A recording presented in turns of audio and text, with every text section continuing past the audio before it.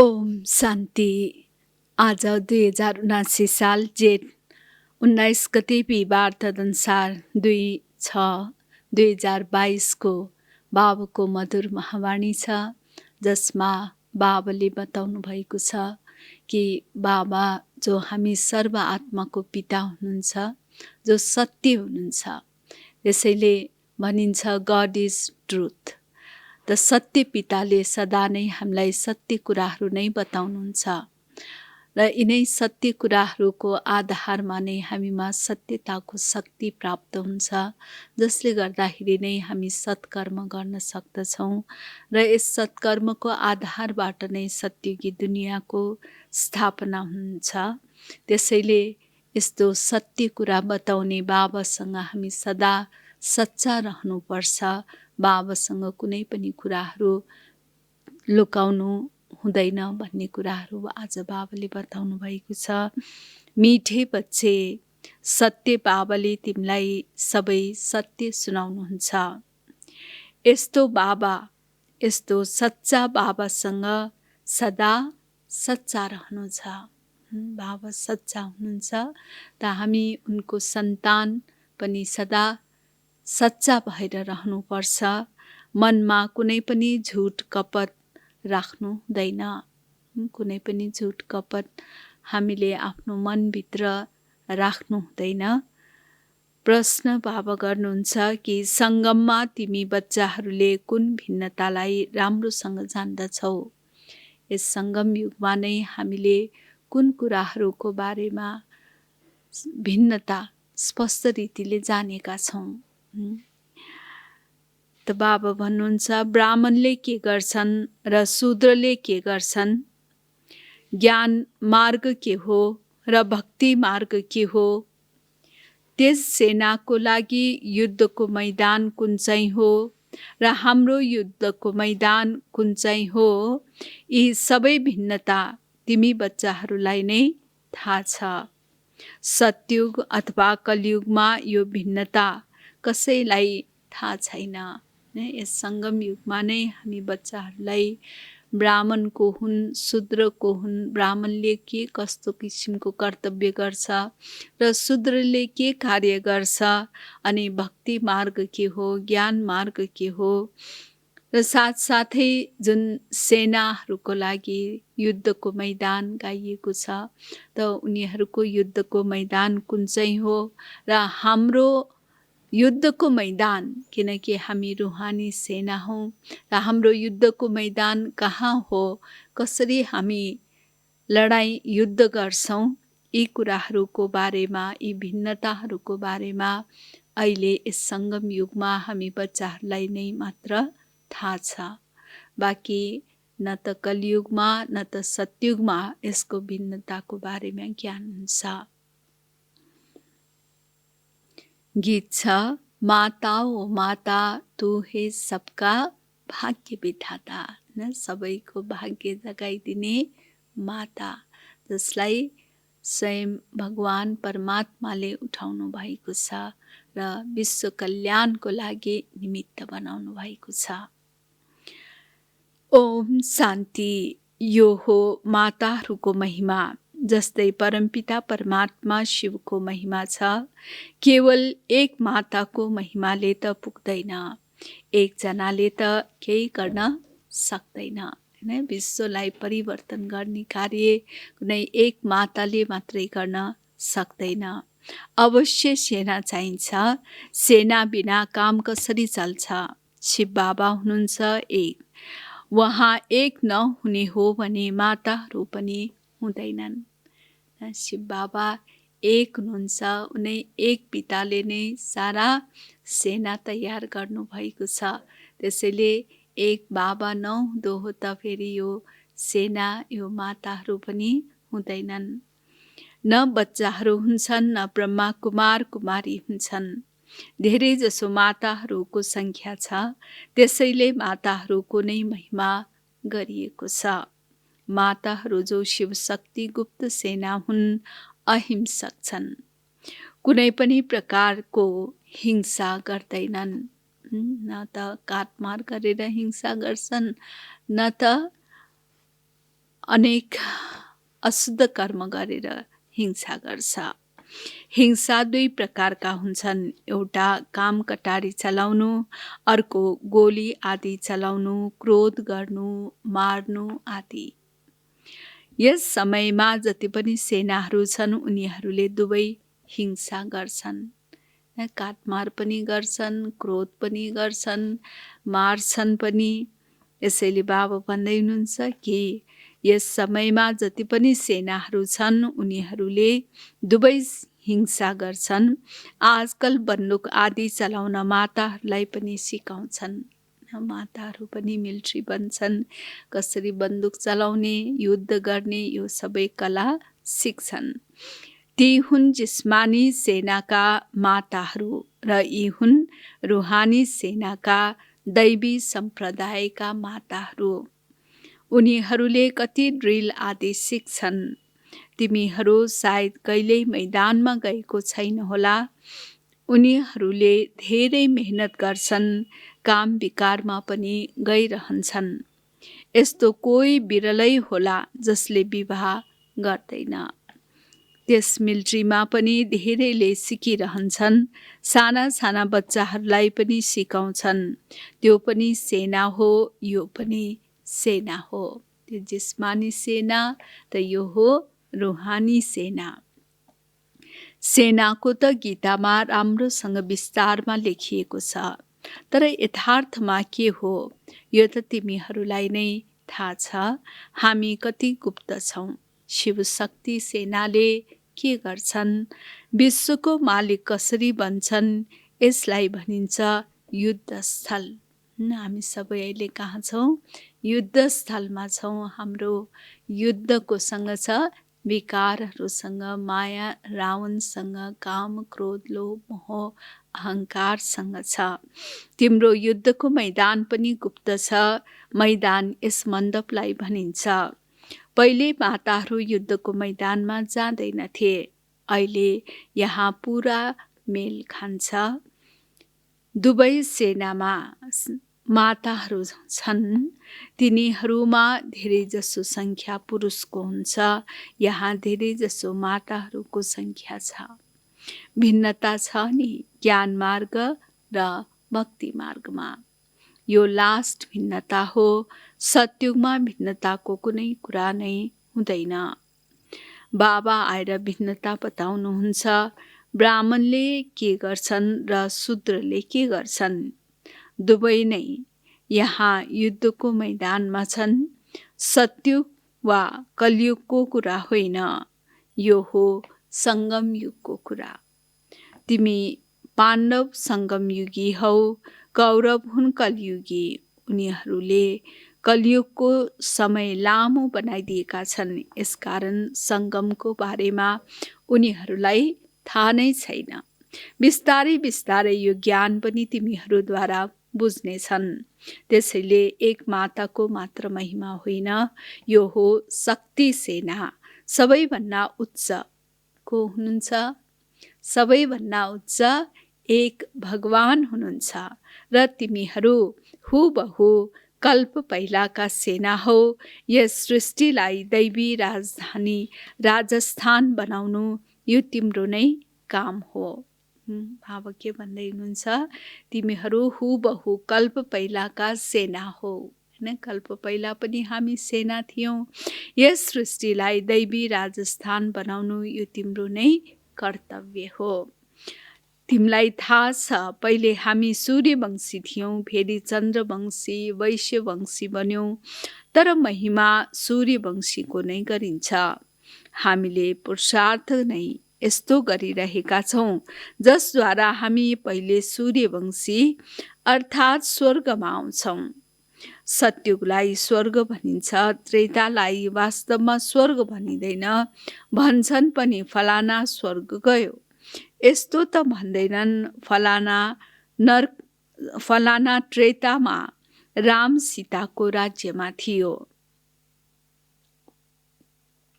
बाबा के भन्दै हुनुहुन्छ कि यस्तो त भन्दैनन्।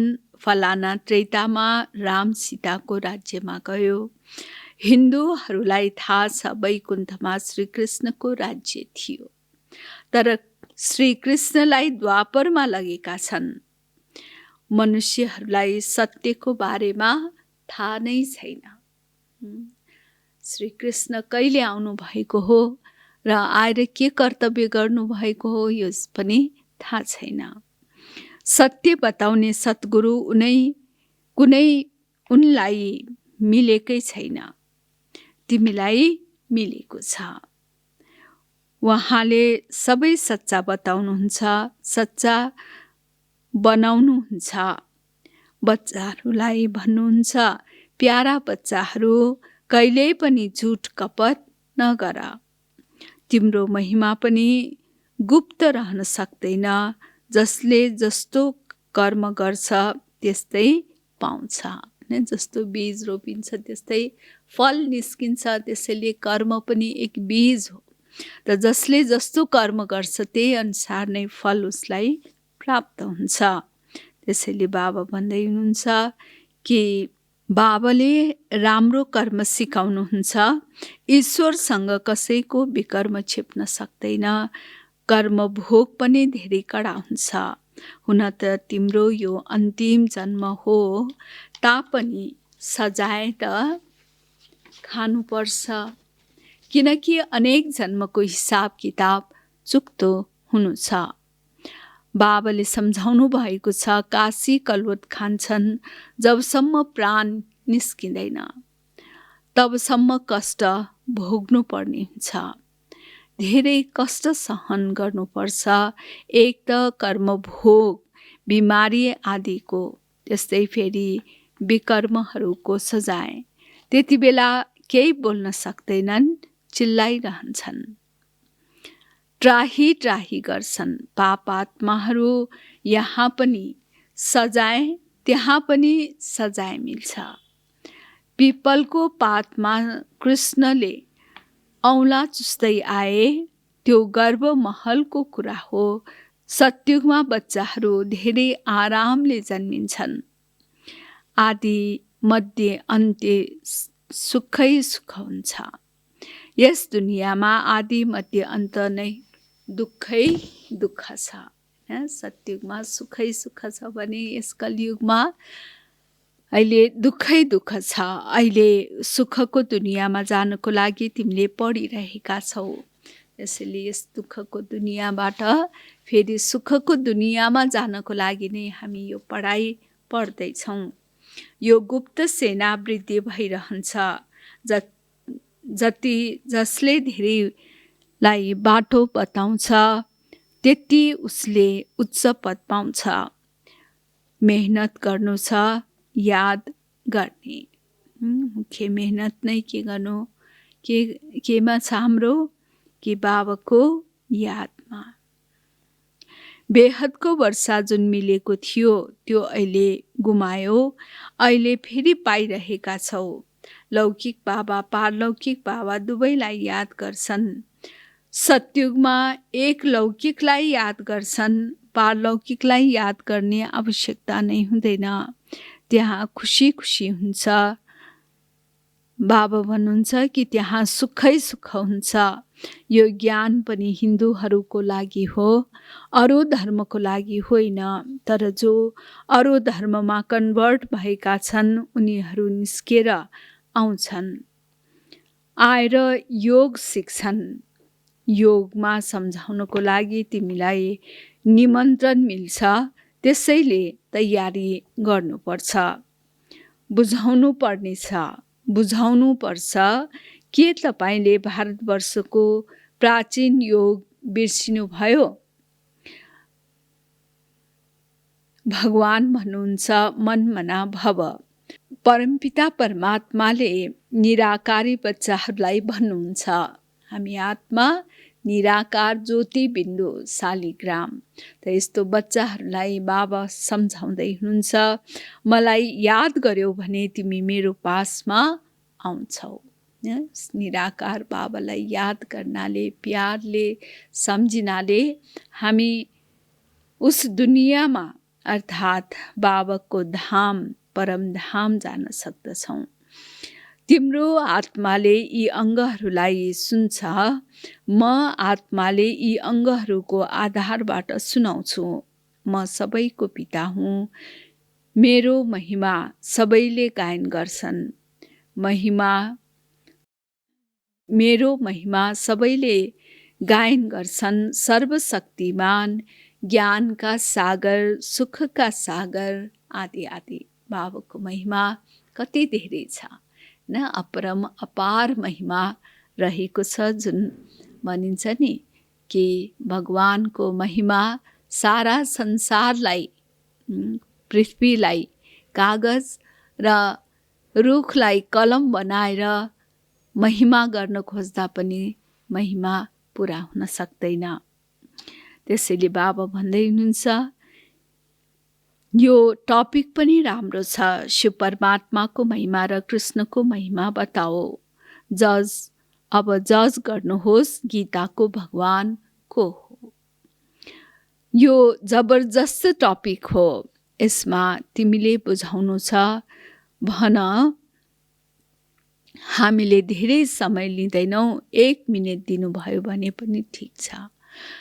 भगवान वाच मनमना भव, म एकलाई याद गर्यो भने स्वर्गको वर्षा मिल्छ। यो कसले भनेको हो? कसले?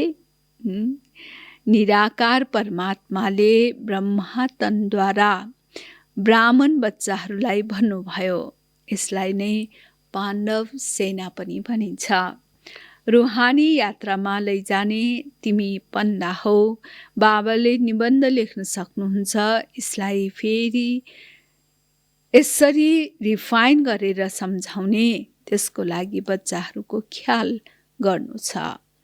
बाबालाई याद गर्नाले नै मुक्ति, जीवन मुक्तिको वर्षा मिल्छ। हामी ब्रह्मा कुमार कुमारी हौँ। वास्तवमा तपाईँ पनि हुनुहुन्छ, तर तपाईँले बाबालाई चिन्नु भएको छैन। हौँ त हामी सबै ब्रह्मा कुमार ब्रह्मा कुमारी। फेरि पनि जो ज्ञान प्राप्त गरेका छैनन्, उनीहरूले त बाबालाई चिनेका छैनन्। त्यसैले बाबा भन्दै हुनुहुन्छ कि तिमी बच्चाहरू अब परमपिता परमात्माद्वारा देवता बनिरहेका छौ। यहाँ नै लक्ष्मीनारायणको राज्य थियो। साना साना बच्चाहरूले बुलन्द आवाजले ठुलो ठुलो सभामा सम्झाए भने कति प्रभाव पर्छ। सम्झन्छन्, ज्ञान त यिनमा छ। भगवानको बाटो त यिनले बताउँछन्। निराकार परमात्माले नै बताउनुहुन्छ, हे आत्माहरू, मलाई याद गर्यो भने तिम्रो विकर्म विनाश हुन्छ। गङ्गा स्नान, तीर्थ आदि जन्म जन्मान्तर गर्दै गर्दै पतित नै बन्दै आयो।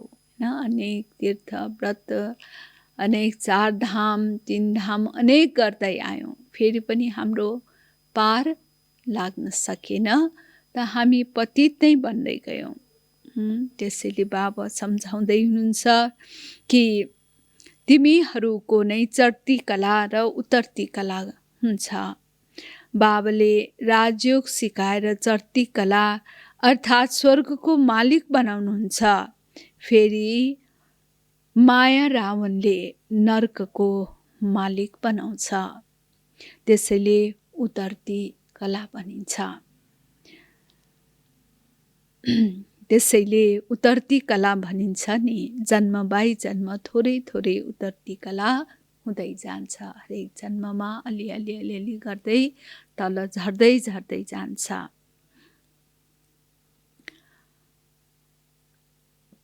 ज्ञान हो चढ्ती कला। त अहिले यो चढ्ने समय हो। ज्ञानद्वारा नै हाम्रो चढ्ती कला उड्ती कला हुन्छ। भक्ति हो उतर्ती कला भन्छन् पनि भक्तिपछि फेरि भगवान मिल्नुहुन्छ। भगवानले नै ज्ञान दिनुहुन्छ नि, उहाँ नै ज्ञानको सागर हुन्छ। ज्ञान अञ्जन सद्गुरु दिया, अज्ञान अन्धेर विनाश। सद्गुरु त एक परमपिता परमात्मा नै हुनुहुन्छ। महिमा सद्गुरुको हो, न कि गुरुको। गुरु त धेरै छन्, सद्गुरु त एक हुनुहुन्छ। उहाँ नै सद्गति दाता, पतित पावन मुक्ति दाता हुनुहुन्छ। अहिले तिमी बच्चाहरूले भगवान वाच सुन्छौ, म एकलाई याद गरेर तिमी आत्माहरू शान्ति धाम जान्छौ। त्यो हो शान्ति धाम, त्यो हो सुख धाम, र यो हो के हो? यो दुःख धाम। के यति पनि बुझ्दैनौ? बाबा नै आएर पतित दुनियाँलाई पावन दुनियाँ बनाउनुहुन्छ। तिमीलाई थाहा छ बेहदको सुख दिने को हुनुहुन्छ? धेरै अथाह सुख दिने बेहदका बाबा नै हुनुहुन्छ। बेहदको दुःख रावणले दिन्छ, त्यो हो ठुलो दुश्मन। यो पनि कसैलाई थाहा छैन, रावण राज्यलाई पतित राज्य किन भनिन्छ। अहिले बाबाले सारा रहस्य हामीलाई सम्झाउनु भएको छ। हर एकमा यी 5 विकार प्रवेश छन्। त्यसैले 10 टाउको भएको रावण बनाउँछन्। यो कुरा विद्वान पण्डितलाई थाहा छैन। अहिले बाबाले सम्झाउनु भएको छ, राम राज्य कहिलेदेखि कहिलेसम्म चल्छ। यो बेहदको इतिहास भूगोल सम्झाइन्छ। रावण हो बेहदको दुश्मन। उसले कति दुर्गति गराएको छ। यहाँ नै स्वर्ग थियो जुन बिर्सिएका छन्। अहिले तिमी बच्चाहरूलाई बाबाको श्रीमत मिल्छ। प्यारा बच्चाहरू, मलाई याद गर। बाबा हामीलाई के भन्नुहुन्छ कि अहिले तिमी बच्चाहरूलाई बाबाको श्रीमत मिल्छ। प्यारा बच्चाहरू, मलाई याद गर। बाबा र वर्षा, परमपिता परमात्माले स्वर्गको स्थापना गर्नुहुन्छ। रावणले फेरि के गर्छ? नर्कको स्थापना गर्छ। तिमीले त स्वर्ग स्थापना गर्ने बाबालाई याद गर्नु छ। ठिकै छ, गृहस्थ व्यवहारमा बस, विवाह आदिमा जाऊ। फुर्सद मिल्ना साथ बाबालाई याद गर। शरीर निर्वाह अर्थ कर्म गर्दै जोसँग तिम्रो सम्बन्ध जोडिएको छ उहाँलाई याद गर्नु छ। जबसम्म उहाँको घर जाँदैनौ तबसम्म तिमीले सबै कर्तव्य गरिराख। तर बुद्धिद्वारा बाबालाई नबिर्स। एक बाबालाई नै निरन्तर याद गर्नु छ। त्यसैले अनेक कार्य गर्दा पनि बाबालाई याद गरिरहने। त बाबा भन्दै हुनुहुन्छ कि जबसम्म उहाँको घर जाँदैनौ तबसम्म तिमीले सबै कर्तव्य गरिराख। तर बुद्धिमा बाबालाई नबिर्स। अच्छा, मीठे मीठे सिकिलत हे बच्चाहरूप्रति माता पिता बाप दादाको याद प्यार एवं गुड मर्निङ। रूहानी बाबाको रूहानी बच्चाहरूलाई नमस्ते। रूहानी बच्चाहरूको रूहानी बाबालाई याद प्यार गुड मर्निङ एवं नमस्ते। धारणाको लागि मुख्य सार छ, सजायबाट छुट्नको लागि आफ्नो सबै हिसाब किताब चुक्ता गर्नु छ। सजायबाट छुटकारा प्राप्त गर्नको लागि जे जति पनि हिसाब किताबहरू छन् सबै चुक्त गर्नु छ। सच्चा बाबासँग केही पनि लुकाउनु हुँदैन। झुट कपटको त्याग गर्नुपर्छ। यादको यात्रामा रहनु छ। झुट कपटलाई त्याग गर्ने र साथै यादको यात्रामा रहनु छ, अर्थात् एक बाबाकै यादमा रहनु छ। दोस्रो छ, जसरी बाबाले अपकारीलाई पनि उपकार गर्नुहुन्छ त्यसै गरी सबैमाथि उपकार गर्नु छ। सबैलाई बाबाको सत्य परिचय दिनु छ। त्यसैले बाबा के भन्दै हुनुहुन्छ कि जसरी बाबाले अपकारीलाई पनि उपकार गर्नुहुन्छ भन्नाले भगवान सर्वव्यापी हो, जहाँ तहीँ हुनुहुन्छ भनेर यसरी मिथ्या प्रचार हैन, अर्थात् झुटो प्रचार गरिदिएको छ। त यस्तो अपकार गर्नेहरूप्रति पनि बाबा उपकार गर्नुहुन्छ। जसरी बाबाले अपकारीलाई पनि उपकार गर्नुहुन्छ, त्यसै गरी सबैमाथि उपकार गर्नु छ। सबैलाई बाबाको सत्य परिचय दिनु छ। वरदान: ईश्वरीय संस्कारलाई कार्यमा लगाएर सफल गर्ने सफलता मूर्त भव।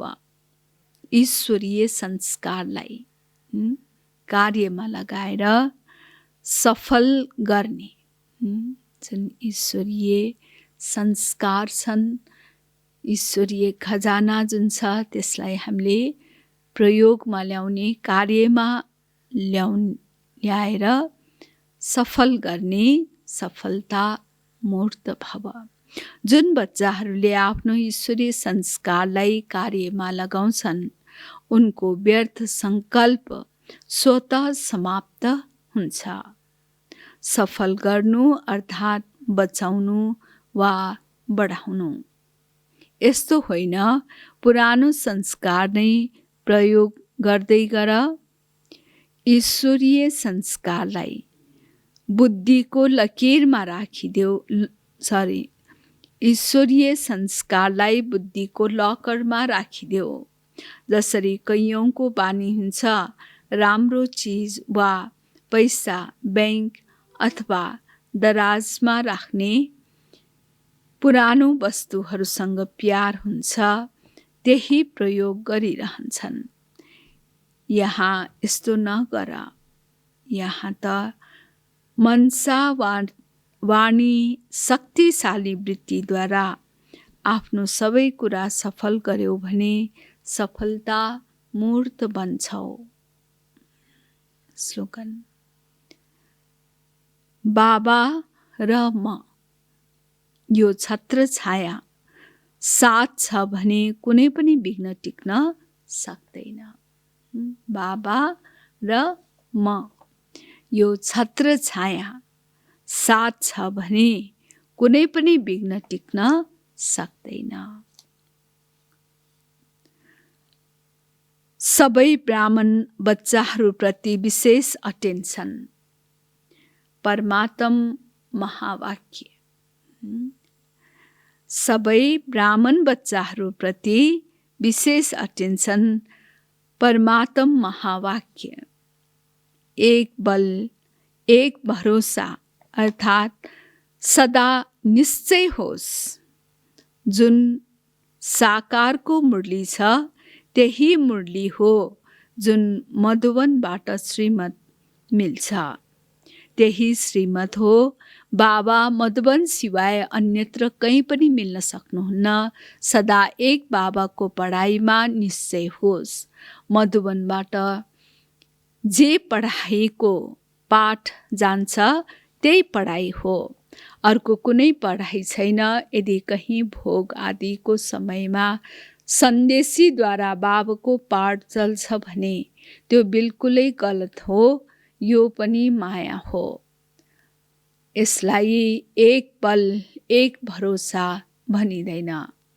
मधुवनबाट जुन मुरली आउँछ त्यसैमा ध्यान देऊ, नत्र अर्कै बाटोमा पुग्नेछौ। बाबा के भन्दै हुनुहुन्छ कि मधुवनबाट जुन मुरली आउँछ त्यसमा ध्यान देऊ, नत्र अर्कै बाटोमा पुग्नेछौ। मधुवनमा मात्रै बाबाको मुरली चल्छ। मधुवनमा मात्र बाबा आउनुहुन्छ। त्यसैले हरेक बच्चाले यो कुरा सावधानीपूर्वक राख्नु छ, नत्र मायाले धोका दिन्छ।